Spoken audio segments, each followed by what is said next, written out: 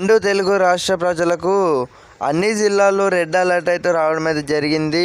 వరుసగా 4 రోజుల పాటు అల్పపీడనం అయితే హెచ్చరిక తెలుగు రాష్ట్ర ప్రజలకైతే వాతావరణ శాఖ నుంచి అయితే రావడం అయితే జరిగింది.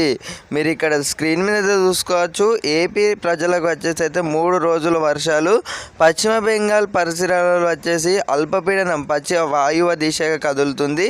ఐఎండీ తెలిపింది. దీనికి అనుగుణంగా ద్రోహిణి కూడా కొనసాగుతుంది.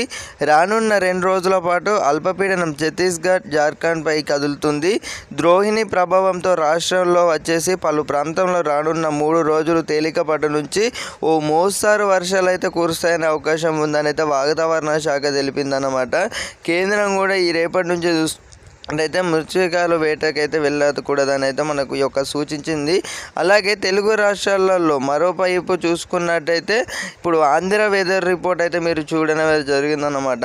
ఇప్పుడు తెలంగాణలో వచ్చేసి ఏ విధంగా భారీ వర్షాలు అనేవి కురుస్తున్నాయి. ఇప్పుడు మనకు చూసుకున్నట్టయితే అల్పపీడనం అయితే తెలంగాణలో అయితే ఉండడం అయితే జరిగింది. మీరు ఇక్కడ స్క్రీన్ మీద చూసుకోవచ్చు అన్నమాట. దంచి కొడుతున్న వర్షం టీజీ రాష్ట్రంలోని పలు జిల్లాలో ఈదుగాలులతో కూడిన భారీ వర్షం పడుతుంది.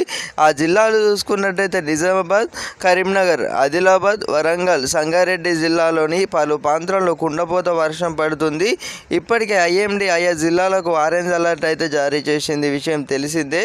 అయితే మిగతా జిల్లాల్లో తేలికపాటి నుంచి మోస్తారు వర్షాలు కురుస్తాయని అయితే మనకు వాతావరణ శాఖ ఒక అంచనా అయితే వేయడం అయితే జరిగిందన్నమాట. మనకి ఆంధ్రాలో ఈ ప్రాంతాలలో వచ్చేసి వర్షం కురుస్తుందా, ప్రతి ఒక్కరైతే వర్షం పడుతుందా లేదా తప్పకుండా అయితే కామెంట్ రూపంలో తెలియజేయగలరు అన్నమాట. తప్పకుండా ఇలాంటి వెదర్ రిపోర్ట్స్ గురించి ప్రతి ఒక్కరైతే అప్డేట్స్ అయితే మిస్ అవ్వద్దు అనుకుంటా. మన ఛానల్ని కొత్త చూస్తున్నవారు అందరైతే సబ్స్క్రైబ్ అయితే చేసుకోండి. సో మళ్ళీ కలుసుకుందాం ఫ్రెండ్స్.